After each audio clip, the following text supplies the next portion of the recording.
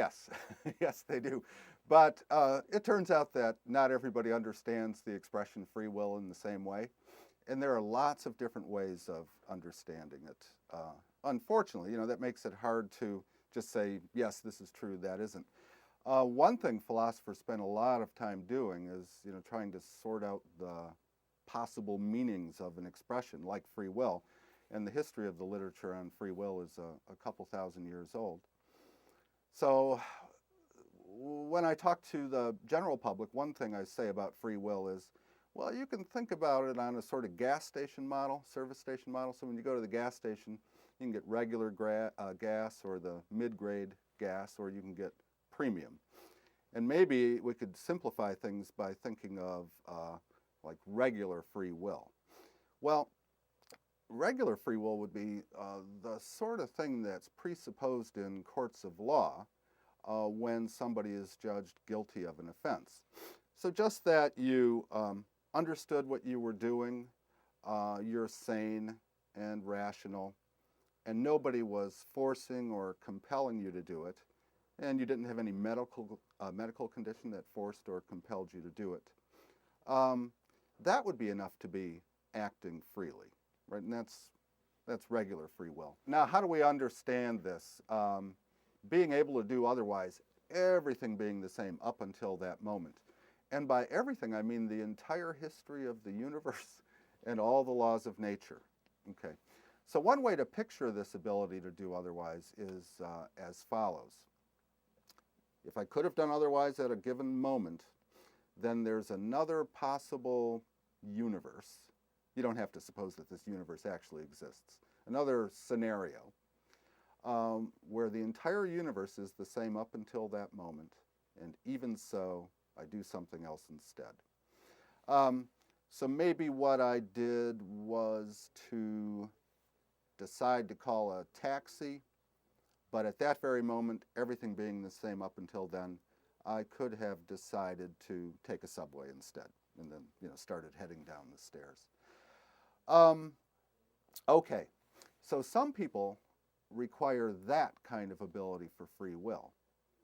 Now, if we're going to have it, then the brain has to work in such a way that everything being the same up until a given point in time, although I did one thing, I decided to call the taxi, I could have decided to take the subway. And we don't have good evidence that the brain does work that way, but also we don't have good evidence that it doesn't, right? So this is a question that's empirically open, and it could turn out that the brain doesn't work this way. And then if it doesn't, we're not going to have free will at this mid-grade level, but we could still have regular free will.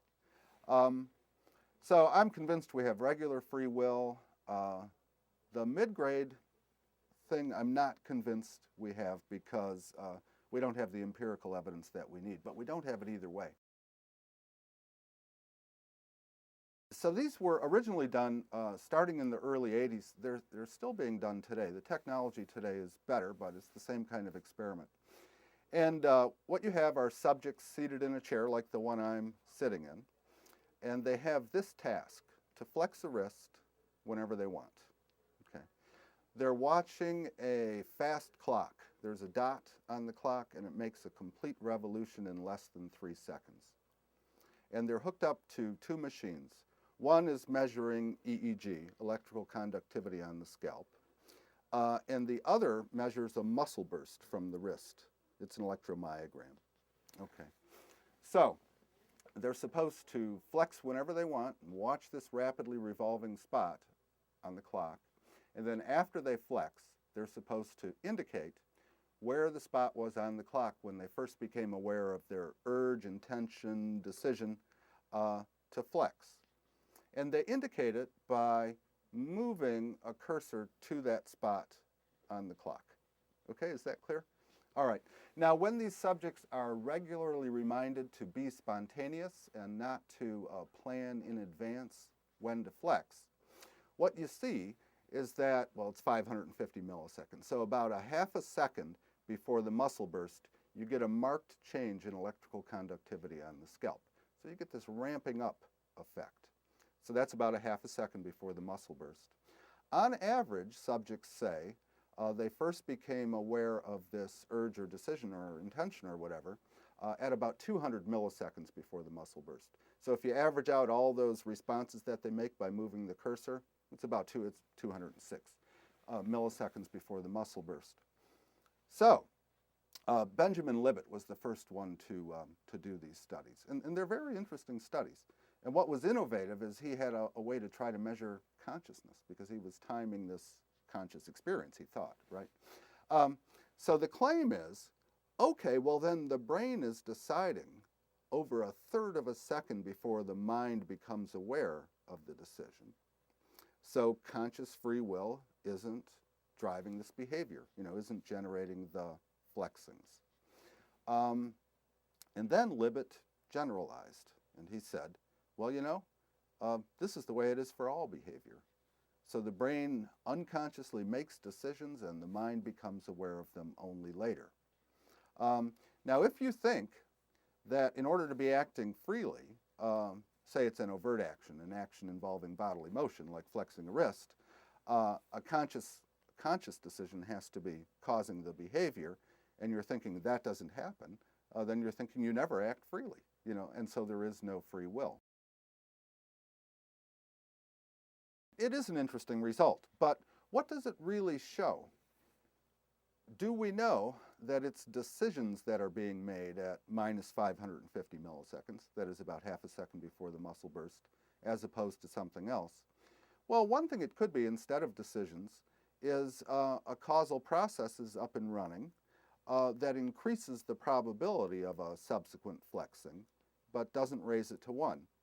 So what you might have then at minus 550 is a potential cause of a subsequent flexing.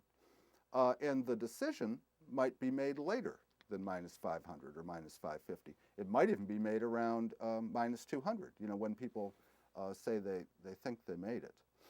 So that's one problem. We can't really correlate this early spike with the decision at that time.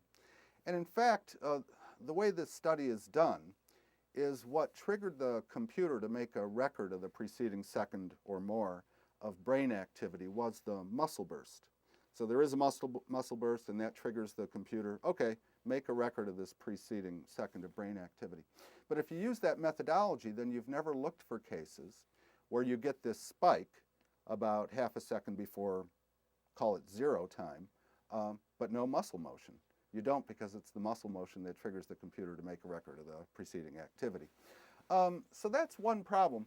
And one thing you might wonder too is, so how long does it take a decision to flex your wrist now to generate a muscle burst or a wrist flexing? And there's a way to get indirect evidence about that. You could give subjects a reaction time task. So now they wouldn't be making a decision, but they would be responding to a cue with an intention. So the task might be flex your wrist whenever that clock changes color from red to green, okay? And they could be watching the clock too. And it turns out that reaction time studies have been done with a Libet clock. And mean reaction time, in one study anyway, was 231 milliseconds. So there was just a 231 millisecond gap between the emission of the go signal, which was a sound in that study, and the muscle burst.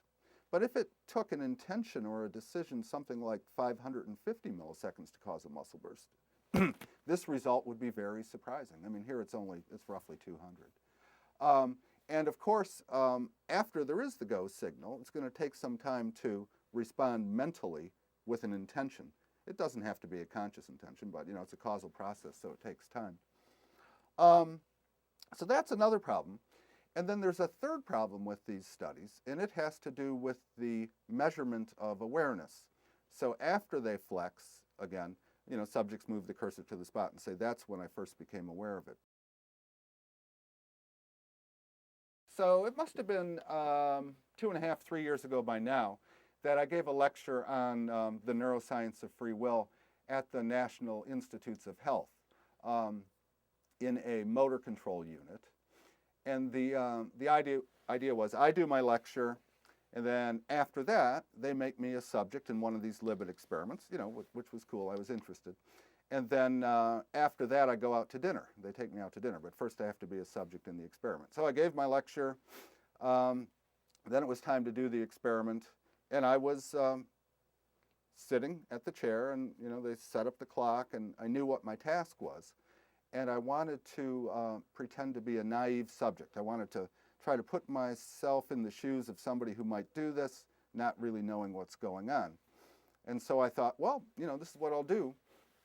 I'll sit there and I'll watch the clock, and I'll wait for urges to flex my wrist to pop up in me, for them to become conscious. And then as soon as I have such an urge, I'll flex. And then after I flex, I'll move the cursor to where I thought the spot was on the clock when I first became aware of that urge or intention or whatever. So I was sitting there for a little while, and nothing was happening. That is, no urges were coming to mind. And I thought, how do they do this? How do these people do it? And then I thought, well, I'd better think of a way to do it, because otherwise I'm going to be stuck in this chair and I won't get any dinner, right? Dinner was next. So I thought, this is what I'll do. I'll just consciously say now to myself silently and treat that as an indicator of an urge or a decision, and then I'll flex. And then after I flex, I'll report where the spot was on the clock when I said now to myself. Okay, so I had to remember to do this then. Say now, flex as soon as possible after I say now, and then do the reporting. And at first, the neuroscientist told me I was flexing in too wimpy a way, so I had to remember to, flex hard too. So, okay, I did all that. And these experiments subjects have to do at least 40 times to get data that you can actually read and use. So, I did it about 40 times. And one thing I discovered is that although I could pinpoint the spot on the clock to maybe a range of the clock, I don't know, 20%, 25% of the clock, I couldn't pinpoint it to an exact tick, let's say. That was one problem. Also, I had something very definite to look for internally. I was looking for this conscious now saying, and I know what that's like. But subjects who are instructed to look for an urge or intention or decision or whatever might wonder, well, what the heck was that I was just experiencing? Was I just thinking about doing it? Was it an urge? So there could be confusion that they would have that I didn't have.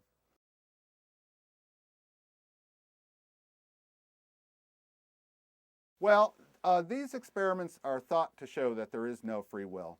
And, my main point here is they don't show that for three different reasons, really. These judgment times are unreliable, so we don't really know when people first became aware of the urge.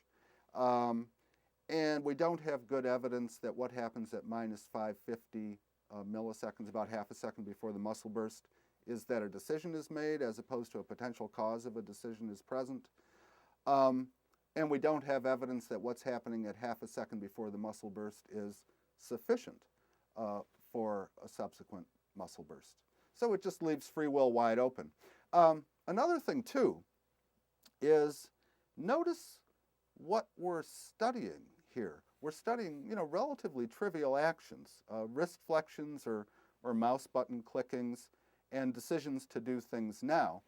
And it may be that, free will mainly isn't at work in that dimension of our lives, but mainly is at work in, say, broader dimensions. When we're thinking about maybe back to students, they've been accepted into different graduate schools with different scholarship offers, and they're thinking about which one to take. Or maybe thinking about whether to propose marriage or not, or whether it's time finally to get the divorce, or what house to buy. It may be that that free will is more involved in things like that than in wrist flexions and the like. And then, now this is not a criticism of the scientists who do this work, but with the technology we have now, if you're going to be studying something similar to free will, it looks like you're going to be in this domain and not the domain of choosing graduate schools, buying houses, proposing marriage.